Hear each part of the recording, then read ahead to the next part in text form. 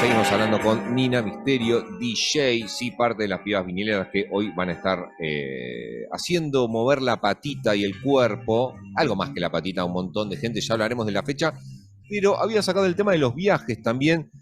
¿Cómo es eso en los momentos cuando contabas que viajabas bastante y eso, te ponías el destino acorde a si era un lugar de disquería, si eso era... Sí, Sí, bien. recontra, sí. Bien, ¿cómo manejabas el tema de la ansiedad de seleccionar, de decir, no, bueno, voy a esperar antes de comprar? ¿Cómo era eso, digamos? Esa travesía de ir a buscar discos y de, bueno, no volverte loco. Y difícil, pero me armaba un presupuesto, ¿no? De hecho, el otro día, claro, yo empecé a viajar a los 20 más o menos. Claro, y el país también era otro, Claro, sí. y la plata era otra, eran otros Sí. ceros. Y el otro día, nada, mandé a formatear mi compu y encontré un archivo de mi primer viaje que decía, por ejemplo, alojamiento, no sé, 1000.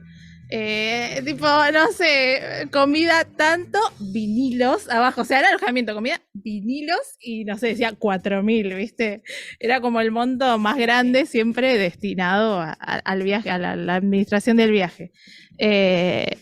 Y ahí, bueno, era una locura, ¿no? Porque empecé a viajar mucho a San Pablo. Y yo ahí conocía gente así de las redes, ¿no? De tal fiesta de los 60 o de música jamaiquina que se hacía allá. Y decía, yo quiero ir a esa fiesta y a ver qué pasa. Y bueno, me encontraba con gente y demás. Y a su vez, de hecho, hay gente de esa fiesta que me ha alojado en su casa. Eh, y nada, y de ahí al otro día nos despertábamos y me llevaban a la disquería. Y a la disquería ahí en San Pablo hay mucho morro, mucha subida. Y me decían, que es acá nomás. Y no, tipo, eran cuadras y cuadras. Todo con Eh, un portuñol medio rústico. Sí, yo hacía todo por el vinilo. O sea, hablaba de repente portugués. Porque no sé hablar ni tampoco inglés fluido. Y yo me mandaba, o sea, tenía esa cosa de la aventura y me podía mucho más eso. Y bueno, de alguna forma me comunicaba y cuando entraba a la disquería, hay una disquería en San Pablo que se llama Caserón del Vinilo. Es una casa inmensa, de hecho con un garage con más vinilos que te ponen guantes y arreglate. Y pisos, y tipo entras ahí y haces la tuya, ¿viste? Entonces ahí iba con mis amigos, pero nos perdíamos todos de ¿Y repente. muchos géneros de De todo? todo, de todo, de todo. Y en los distintos pisos había diferentes discos, pero lo clasificaban por el estado, no por el género, ¿viste? Hermoso. Sí, hermoso, pero tenías que revolver, ¿viste? Y ahí mucho en formato 45 con tapita, ¿viste? Y cosas que no, acá en Buenos Aires no se conseguían. Y ahí me empecé a volver loca porque dije, A buenos ¿qué es precios, esto? digamos. Muy buenos precios En ese momento. en ese momento. Y bueno, y ahí sí tuve varios veranos que me iba a Brasil, me iba 2, 3 meses a comprar discos y a recitales y a fiestas. Y bueno, después volví al trabajo y a la universidad. Y así hasta que en 2015 me fui a Inglaterra 3 meses. O sea, ese fue el viaje que dije, bueno, acá no sé si vuelvo.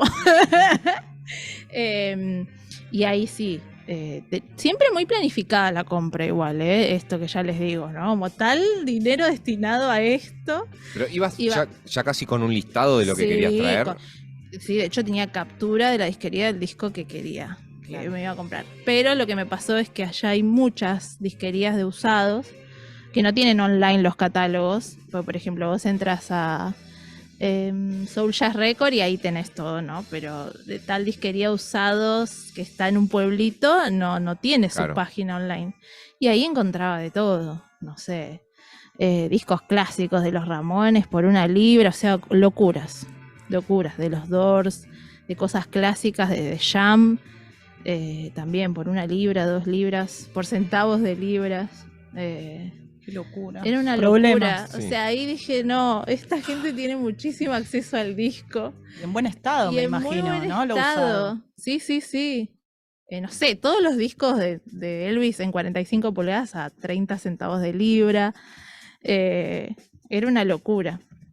Entonces cuando vi que había usado a buen precio, ahí dije, no, está buenísimo, ¿viste? Y todos los días hacía 3, 4 disquerías y a la noche salía. Y así, durante 3, o sea, estuve ahí parando en Londres, pero me fui también, fui a Madrid, también en Madrid pasé música, y ahí me pagaron, y ahí cuando vi dije, tipo, acá se paga bien, tipo, Momento. yo estaba en mi país haciendo DJ set gratis, a la gorra.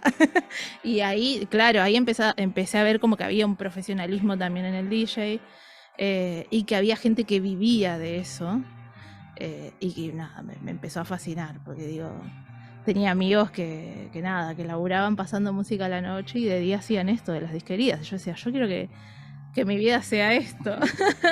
La doble jornada. La doble jornada. Y después ahí sí volví a Buenos Aires y se empezó como a profesionalizar todo un poquito más, de a poquito empezando a pasar música en bares, empezando a producir fiestas también, ya tomándolo un poquito más en serio. Y hoy en día ya sí reparto lo que es 50% mi trabajo y 50% pasar música en vinilo, en bares, en fiestas y eso, y como que se ha convertido en una de mis fuentes de ingreso, digamos. Bien. Un aplauso para Nina Misterio. Se puede. Lo ha logrado. Está cumpliendo el sueño de muchos de vivir, de pasar música también. Sí, es una pelea cultural muy grande, por esto mismo también, porque el acceso al vinilo en Argentina es difícil, también porque nos han cerrado todo. Digo, el vinilo, en algún momento el libro sí podía ingresar. Claro, el libro entra sin impuestos. Claro, pero el vinilo no. O sea, no es considerado un objeto cultural y demás. Entonces, de alguna manera también empezó esa pelea y decir, bueno, hay que darle un lugar al disco, porque digo, si en todas las culturas lo tiene, ¿no? Y en otros países también, acá, nada, es una misión también desde el colectivo de pibas vinileras. Hacer eso y de la vida en general, porque no está muy valorizado. O por ahí también la gente dice, bueno, voy a pasar unos discos, y no, también es un trabajo y es tu colección Sí, pagar a plata. Exacto, está bueno hacer valer lo que claro. haces, porque en muchos casos pones en juego, digamos, es movilizar tus bandejas, tus discos, y que, como hablamos varias veces con varios DJs, que cualquier cosa que pase, y la verdad que volver a tener eso te va a salir un montón. Sí, tal cual. Sobre todo ahora. Sí, sobre todo ahora. Sí. ¿Vamos con un poquito más de música? Por favor, quiero que suene ya. Traje este disco de Wanda Jackson, Rocking with Wanda, que lo sacó en los 60, pero bueno, en realidad ya tuvo un gran éxito en los 50. Y también compartía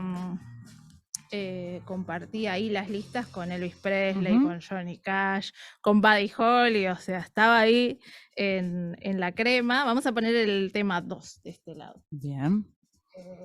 Qué lindo. Y bueno, muy interesante. Nunca trajeron Wanda Jackson. Yo me preguntaba. No había eso, sucedido. ¿Habrán traído? Qué bueno. Y bueno, también una voz muy poderosa y muy salvaje en pista también, en una época en la que el rock and roll estaba visto como algo muy escandaloso para la sociedad anglosajona del momento, y ella se puso a la par de, ya les digo, Elvis Presley, y era como la mujer, aparte tocaba la guitarra también, que movía las caderas como Elvis y tocaba la guitarra, y bueno, fue furor. Vamos con Wanda, entonces. Por favor. ¿Es Fujimama Mama? Sí. ¿Sería? No, Fujiyama Mama. Ahí lo digo bien. Mama. Creo que está bien el surco. Ahí vamos.